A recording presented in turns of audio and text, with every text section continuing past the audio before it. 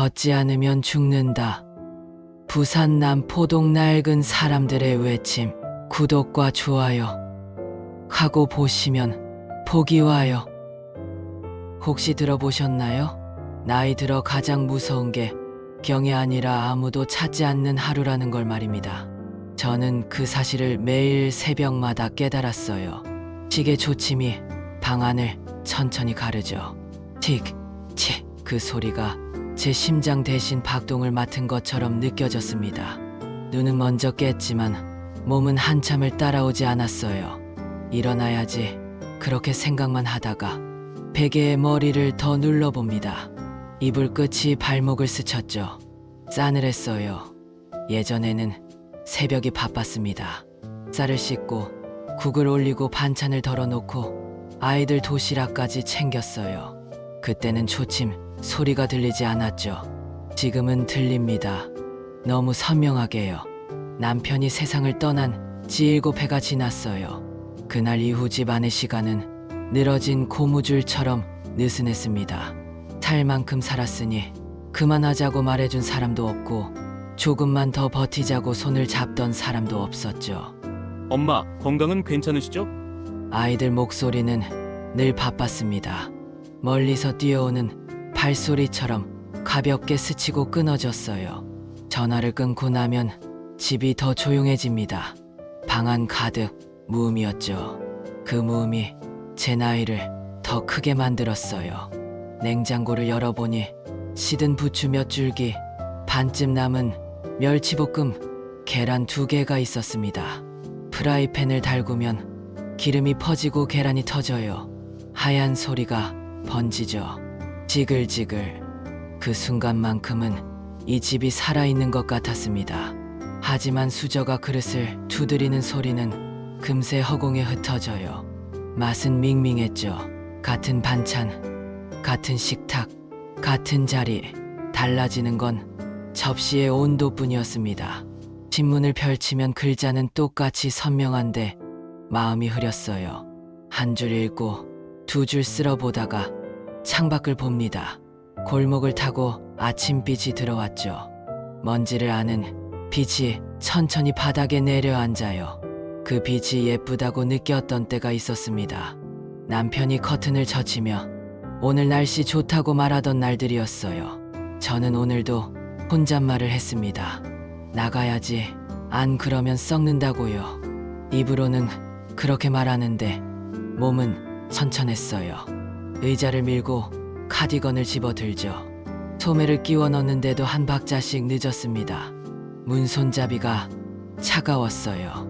그 차가움이 저를 밀어냈습니다. 나가라, 걸어라, 숨을 쉬어라.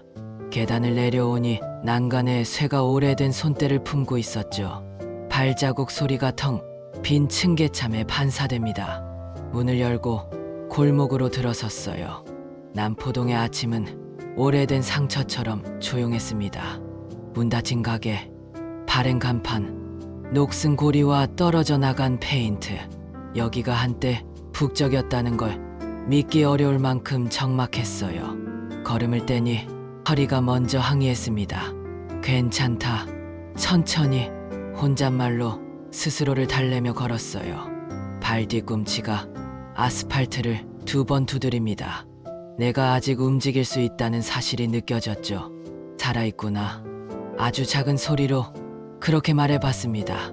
그때 건물 안에서 소리가 터져 나왔어요. 걸으면 산다. 여럿이 합을 맞춘 목소리였죠. 웃음이 뒤따랐습니다. 저는 고개를 돌려 소리의 출처를 찾았어요. 허름한 나무 문이 있었습니다. 문 옆에 작은 팻말이 걸려 있었어요. 낡은 사람들이라는 글씨가 낡은 못에 매달려 있었죠. 글씨는 바랬지만 이상하게 힘이 있었습니다. 손글씨의 꺾임이 고집처럼 서 있었어요. 발이 멈췄습니다. 가까이 다가가 문살 사이를 들여다봤죠.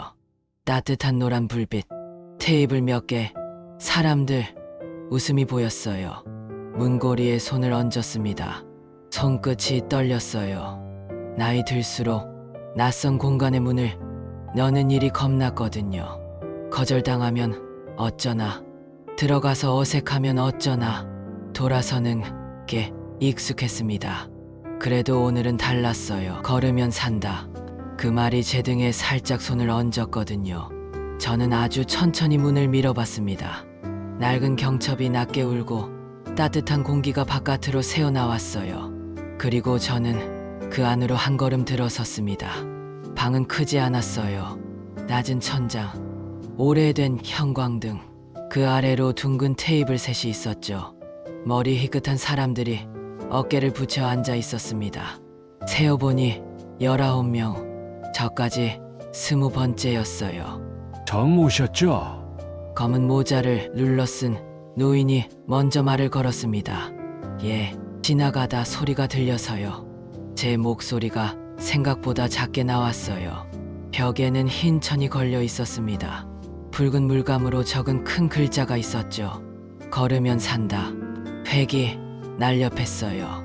맺고 끊음이 분명해서 누군가의 삶이 보이는 글씨였습니다. 한쪽에서는 주전자가 끓고 있었어요. 바닥을 기는 김, 찻잔을 닦는 손, 설거지대에 기대어 어깨를 세우는 사람. 작은 공간에 생활의 소리들이 차곡차곡 늘어붙어 있었습니다. 자, 원탁을 한번 돌아볼까요? 검은 모자 노인이 손뼉을 쳤어요. 이름, 사는 동네, 왜 오셨는지 길게 말 안 하셔도 됩니다. 가까운 자리부터 이야기가 시작됐죠. 나는 박인수, 수영동. 혼자라서 걷지 않으면 굳을 것 같아서. 나는 최명자, 대신동. 말할 때가 필요해서. 나는 이정분, 영도. 의사 말로는 많이 걸으라길래. 사람들이 웃기도 하고 가볍게 탄식하기도 했어요.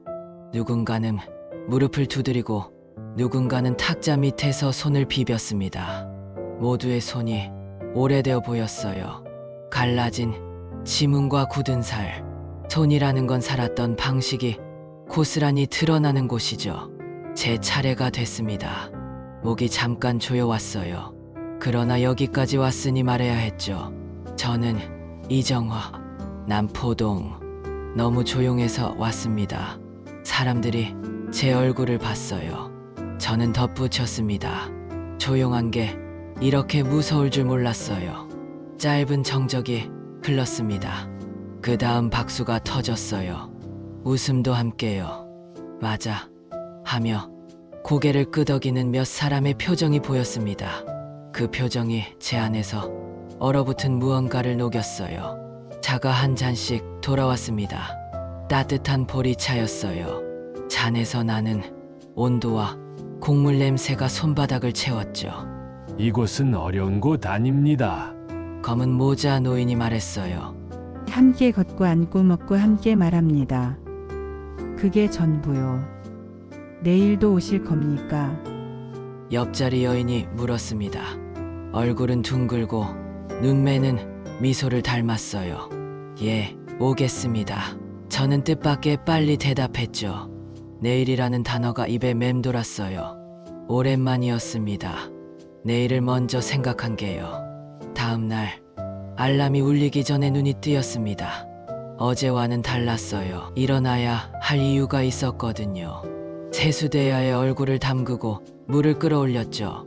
찬물이 이마를 흔들었습니다. 거울 속에 제 얼굴이 낯설지 않았어요. 입꼬리가 아주 조금 위로 가 있었습니다. 운동화를 꺼냈어요. 오래 신던 신발이라 끈이 헤어졌지만 발은 길들었죠. 양말을 고쳐 신고 카디건 대신 바람막이를 걸쳤습니다. 주머니에 손수건과 작은 물병을 넣었어요. 문을 나서며 걸음을 확인했습니다. 오늘은 어제보다 빨랐어요. 모임은 10시. 5분 전에 도착했습니다. 이미 여러 사람이 모여 있었어요. 부축이 필요한 분은 팔을 내주고 속도가 빠른 분은 뒤를 봐줬습니다. 서로가 서로의 손잡이였죠. 오늘은 자갈치까지 갑니다. 리더 김어르신이 말했어요. 바람이 세면 뒤에서 밀어줄 거요. 사람들이 한번 웃었습니다. 그 웃음이 긴장을 풀어줬어요. 길을 나섰습니다. 첫 블록을 돌 때 종아리가 말을 걸었어요. 괜찮다. 천천히. 제 안에서 누군가가 대답했습니다. 옆에서 박인수 어르신이 속도를 맞춰주더군요. 처음 이 길 나왔을 때는요. 28자국 만에 숨이 찼어요. 지금은 300. 둘이 같이 웃었습니다. 바닷바람이 코끝을 찔렀어요. 비릿함과 소금기가 느껴졌죠. 선창가에서 고등어를 내리던 젊은 사람들이 보였습니다. 아니죠. 제가 그들을 본 게 아니라 옛날을 보는 거였어요. 제가 젊을 때 여기서 장을 봤거든요. 남편과 나란히 걸었고 아이들은 오징어를 구경했죠. 젊은 날의 냄새가 바람에 실려왔습니다. 눈꺼풀이 뜨거워졌어요. 괜찮습니까? 누군가 물었습니다. 예, 괜찮아요. 진짜로 괜찮았어요. 숨이 가빠도 다리가 뻐근해도 괜찮았습니다. 내 발이 땅을 누르는 감각이 희미했던 심장을 깨웠거든요. 중간 지점에서 잠깐 쉬었습니다. 누군가는 벤치에 앉고 누군가는 가로수에 등을 붙였어요. 물 한 모금들 하이소. 정희 할머니가 제게 물병을 건넸습니다. 고마워요. 물맛이 이렇게 달았나 싶었어요. 목에 닿는 물이 온몸에 퍼졌습니다. 다시 걸었어요. 발, 무릎, 허리, 어깨 한 줄로 올라갔다 내려오는 리듬이 있었죠. 그 리듬 위에 사람들이 서로의 호흡을 얹었습니다. 말은 적고 숨이 많았어요. 그런데 신기하게도 숨이 많을수록 마음이 밝아졌습니다. 자갈치의 파란 천막이 보였어요. 한 할머니가 갑자기 외쳤습니다. 내 옛날 숨소리다. 모두가 웃었죠. 누군가 박수를 치고 누군가는 바다를 향해 팔을 흔들었어요. 우리 모두 어제 우리보다 멀리 왔습니다. 돌아오는 길에 저는 혼잣말을 했어요. 오늘 5블록, 내일은 6. 숫자에 큰 뜻이 있는 건 아니지만 수치가 마음을 세워줬습니다. 적어도 오늘의 저는 아침에 저와 달랐어요. 그 사실이 저를 버티게 했죠. 걷기 다음은 밥상이었습니다. 메뉴는 늘 단출했어요. 그런데 향은 풍성했죠. 밥솥이 처음 숨을 뱉을 때의 소리, 된장국이 보글보글 부푸는 모양, 파를 썰 때 나는 사각사각. 이 모든 소리가 우리를 불렀습니다. 젓가락 좀 더 주이소. 김치 이쪽에도 조금만. 계란말이 오늘은 모양이 아주 곱네. 짧은 말들이 오가고 그 말 사이로 미소가 지나갔어요. 저는 그릇을 놓고 자리를 만들었습니다. 누군가 제 앞에 김을 한 장 더 올려줬어요. 많이 드시소. 손이 툭 건너왔습니다. 그 손에 오래된 주름이 겹겹이 자리 잡고 있었죠. 저는 젓가락을 잠깐 멈춰 그 손을 봤어요. 사람의 손이 밥맛을 바꾼다는 걸 알게 됐습니다. 혼자 먹으면 밥이 입에서 자꾸 서요. 제가 혼잣말처럼 말했어요. 박인수 어르신이 응수했습니다. 혼자 먹는 밥은 약도 못 됩니다. 같이 먹어야 약효가 나지. 사람들이 웃었어요. 웃음이 양념이 되어 국이 더 깊어진 것 같았습니다. 밥을 한 숟가락 크게 떠서 입에 넣었어요. 뜨거웠습니다. 그 뜨거움을 천천히 굴렸죠. 미각이 돌아왔어요. 된장의 짠맛, 멸치의 고소함, 무의 달큰함, 이 평범한 맛들이 집을 떠나지 않았다는 게 고마웠습니다. 식탁 위에는 말들이 쌓였어요. 젊은 날의 장사 이야기, 아이들 장가 보내고 며느리 보고, 제사상에서 실수했던 일화, 누군가는 병원 얘기를 꺼냈습니다. 검사 결과가 시원찮아서요. 정적이 흐르려는 찰나 김어르신이 말했어요. 그러모 더 걸을 기다. 바람만 바람 아니요. 사람도 바람이요. 그 말이 조심스럽게 웃음을 불러왔습니다. 웃음은 늘 두려움의 가장자리에서 피어나죠. 식사가 끝나면 누군가는 설거지를, 누군가는 테이블을 닦았어요. 저는 행주를 쥐고 탁자 모서리를 한 바퀴 훑었습니다. 물기가 닿는 자리마다 햇빛이 얇게 고였어요. 내가 지금 닦고 있는 것은 나의 오늘이구나. 그 생각이 이상하게 벅찼습니다. 설거지를 마치고 나면 차가 한 잔씩 돌죠. 테이블 위가 잠깐 고요해졌어요. 그 고요는 외로움이 아니라 여운이었습니다. 누군가 조심스럽게 말문을 열었어요. 여기 오니까 제 목소리가 다시 나옵니다. 모두가 고개를 끄덕였습니다. 집에서는 한마디도 안 나왔거든요. 말문이 막힌 줄 알았는데 사람이 있으니 말이 나옵디다. 말이 나온다는 건 숨이 분명하다는 뜻이에요. 저는 가만히 내 숨을 셌습니다. 1, 2, 3. 숨이 길어졌더군요.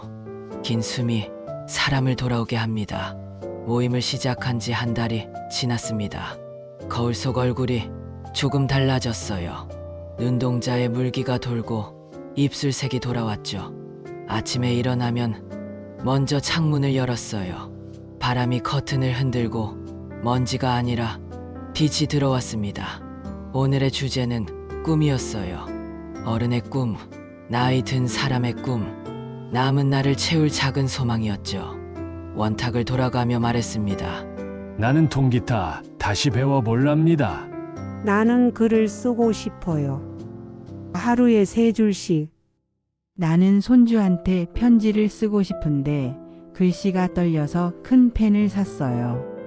제 차례가 다가왔어요. 심장이 먼저 반응했습니다. 오래 묻어둔 것을 꺼낼 때의 두근거림이었죠. 저는 숨을 고르고 말했어요. 저는 언제가 될지 모르겠지만 작은 밥집을 하고 싶었습니다. 사람들이 조용히 고개를 끄덕였어요. 저는 한 줄 더 얹었습니다. 밥을 차려주고 사람이 웃으며 나가는 집, 그런 집을요. 정적이 흘렀어요. 그리고 박수가 터졌습니다. 이정화 씨는 손이 따뜻하니 밥맛이 있을 기다. 이름은 내가 지어줄게. 걸어 들어오는 집. 농담도 터졌어요. 농담은 허공에 뜨지 않고 제 마음에 툭 하고 내려앉았습니다. 김어르신이 제안을 했어요. 그럼 뭐 이번 금요일은 정화 밥상 합시다. 메뉴는 주인장이 정하고. 순간 머뭇거렸습니다. 그러나 회피보다 시도 쪽에 마음이 기울었어요. 해보겠습니다. 그 말이 입에서 나오는 순간 제 등뼈를 따라 전기가 흘렀습니다. 금요일 장보기가 시작됐어요. 시장 골목은 여전히 어수선했지만 오늘의 저는 손에 쥔 종이가 있었죠. 두부, 애호박, 멸치, 다시마, 달걀, 필요한 것들, 살아있는 것들이었어요. 상인과 눈을 마주쳤습니다. 오늘 뭐 하실라고? 사람들 밥상이요. 그라모 애호박은 이걸로 가져가이소. 물이 달아서 국이 좋아요. 말 안에 마음이 들어있었어요. 그 마음이 제 걸음에 박자를 줬습니다. 주방에서 칼이 도마를 두드렸어요. 손이 기억을 꺼냈습니다. 썰고 볶고 끓이고 간을 봤어요. 맞나? 조금 더 다시. 국이 고개를 들었습니다. 향이 방을 돌았어요. 사람들이 문간에서 킁킁거리며 웃었습니다. 오늘은 밥이 먼저 왔네. 상을 펴고 그릇을 놓고 젓가락을 맞췄어요.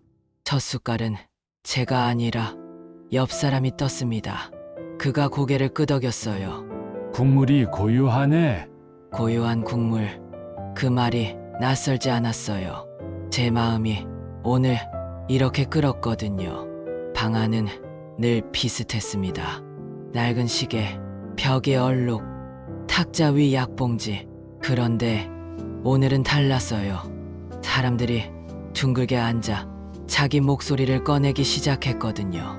검은 모자 김어르신이 먼저 입을 열었습니다. 내가 58배 은퇴했어요. 남들은 한창 벌 때였는데 나는 벌써 자리가 없어졌지. 그날부터 집에만 있었어. 말이 줄더라고. 목소리가 사라졌지. 그런데 여기서 다시 말을 배웠습니다. 사람들이 조용히 들었어요. 그의 목소리에는 장기침 같은 떨림이 섞여 있었습니다. 다음은 둥근 얼굴에 최명자 할머니 차례였죠. 나는 남편이 떠나고 10년을 혼자 살았어. 하루 종일 아무 말도 안 하고 지나가는 날이 많았지. 어느 날은 내 목소리를 까먹어서 거울 앞에서 일부러 안녕하고 말해봤다니까. 그런데 소리가 낯설어서 그게 제일 무섭더라고. 그 말을 들으며 저는 가슴이 뜨끔했습니다. 저도 그랬으니까요. 아침에 안녕하세요라는 말 한마디를 꺼내기까지 목구멍이 뻣뻣했던 날들이 있었거든요. 제 차례가 다가왔어요. 사람들이 눈을 모았습니다. 저는 손을 무릎에 올려놓고 천천히 입을 열었어요. 저는 사실 집에서 혼잣말을 합니다. 밥 먹으면서도 잘 먹자라고 해요. 안 그러면 밥이 목에 걸려서요. 그런데 목소리를 내면 밥이 조금 부드럽게 넘어가더라고요. 사람들이 고개를 끄덕였어요. 누군가는 손수건으로 눈가를 훔쳤습니다. 저는 덧붙였어요. 오늘 이렇게 사람들 앞에서 제 목소리를 내니까 제 안에서 무언가가 풀리는 것 같아요.